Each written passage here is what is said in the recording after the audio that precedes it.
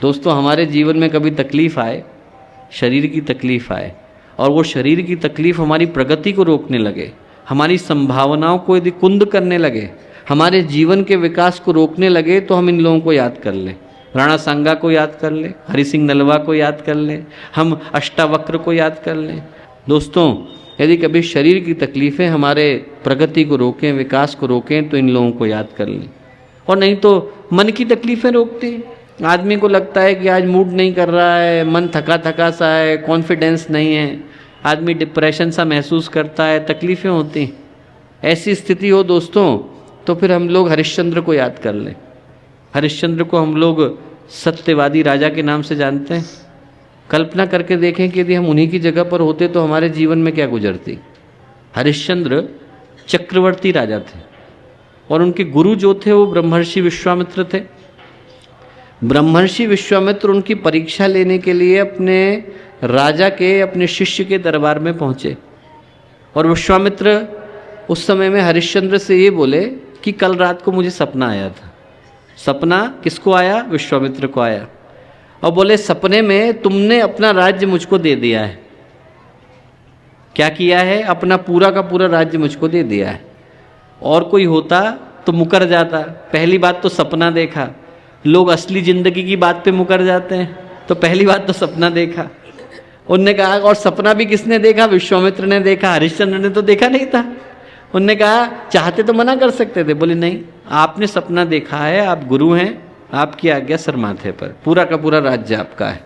विश्वामित्र ने पूरा का पूरा राज्य ले लिया। हरिश्चंद्र बिक गए, उनकी पत्नी बिक गई, शैव्या बिक गई, सारे के सारे, उनका पुत्र रोहिताश्व वो मर गया। मरने के बाद उसी शमशान में लाया गया जहाँ पर कि वो कर लेने का काम कर रहे थे, और उनकी पत्नी को अपनी धोती फाड़ करके देनी पड़ी। अपने पुत्र के जो अंतिम समय है कफन को बनाने के लिए उनको अपनी धोती फाड़ करके देनी पड़ी। कल्पना करके देखिए दोस्तों, यदि हम उस स्थान पर होते तो हमें कैसा लगता। हमारे ही पुत्र का शव हमारे सामने खड़ा है, हम अपनी ही पत्नी से कर मांगने के लिए बाध्य हैं। आज हम उनको सत्यवादी के नाम से जानते हैं, आज हम उनको श्रद्धा आदर सम्मान की दृष्टि से देखते हैं, पर हमारे मन का कष्ट उनके कष्ट से कम नहीं हो सकता है। उनका कष्ट ज़्यादा था दोस्तों। हमारे मन में कष्ट हो सकता है पर उसकी तुलना में कुछ भी नहीं, उनके कष्ट ज़्यादा थे। उनके जितने राजगुरु आए, बिस्मिल आए, ये भगत सिंह आए, जितने शहीद हुए वो तो 23-23, 24-24 साल के थे। उनके कष्ट तो हमसे कई गुना ज़्यादा थे। वो ध्रुव का कष्ट हमसे ज़्यादा था, प्रहलाद का कष्ट हमसे ज़्यादा था। प्रहलाद के पिता उनके शत्रु हो गए, उनके गुरु उनके शत्रु हो गए, उनकी मौसी उनकी शत्रु हो गई, उनका भाई उनका शत्रु हो गया, सबके सब शत्रु हो गए। उसके बावजूद उनकी श्रद्धा एक क्षण के लिए भी नहीं डिगमगाई। मन के कष्ट यदि हम लोग तौलें दोस्तों, तो उनके कष्ट हमसे कई गुना ज़्यादा थे। और समाज के कष्ट देखें तो समाज के कष्टों में हमसे ज़्यादा कष्ट सहने वाले बहुत हुए। राणा प्रताप का कष्ट कम क्या था? राणा प्रताप को यदि आप जाकर के देखें तो क्या बलशाली शरीर था उनका।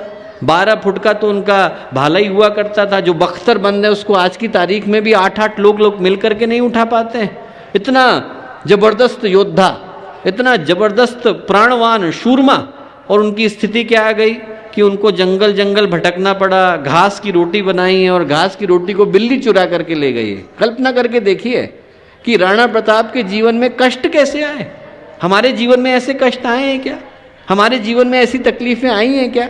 हम में से कोई कबीर की स्थिति में आया है क्या कि जिंदा डुबाया जा रहा है? हम में से कोई प्रहलाद की स्थिति में आया है क्या कि हमको आग में कूदना पड़ रहा है? हम में से कोई मीरा की स्थिति में आया है क्या कि हमें जहर दिया जा रहा है? हम में से कोई राणा सांगा की स्थिति में आया है कि हमारी 3-3 शरीर के हिस्से छिद गए हों, 108 घावों को लेकर के हम घूम रहे हों? दोस्तों हमारे जीवन में कष्ट इतने नहीं जितने इन महापुरुषों के जीवन में थे, गुरुदेव के जीवन में थे। हम लोगों को महसूस नहीं होता, हम लोगों को तो पता भी नहीं चलता, पर गुरुदेव ने अपने समय में कितने कष्ट सहे। जब गुरुदेव मथुरा में रहा करते थे तो अखंड ज्योति संस्थान से लेकर के गायत्री तपोभूमि की यात्रा किसी कष्ट से कम नहीं हुआ करती थी। लोग पीछे पीछे चलते थे, आपने गायत्री सबको दे दी है, मात्र ब्राह्मणों की हुआ करती थी, आपने महिलाओं को गायत्री करा दी है। लोग मारने के लिए पीछे आया करते थे, हमको पता भी नहीं। हम शांति कुंज में थे, हमें अभी भी याद है कि लोग रोज आ जाया करते थे, प्लकार्ड लेकर के खड़े हो जाया करते थे और गुरुदेव से कहते थे कि आप जाओ यहाँ पर शांति कुंज को बंद करो। और गुरुदेव का नियम क्या था? वो लोग विरोध करते थे, वो लोग गाली देते थे, और गुरुदेव का नियम क्या था? गुरुदेव का नियम ये था कि रोज गुरुदेव नीचे उतरते थे उन लोगों के पास जाते थे और उनसे क्या पूछते थे? जो लोग काले पट्टे लगा के खड़े थे, विरोध का साइन लेकर के खड़े थे, उनसे क्या पूछते थे? बेटा चाय पिए कि नहीं पिए?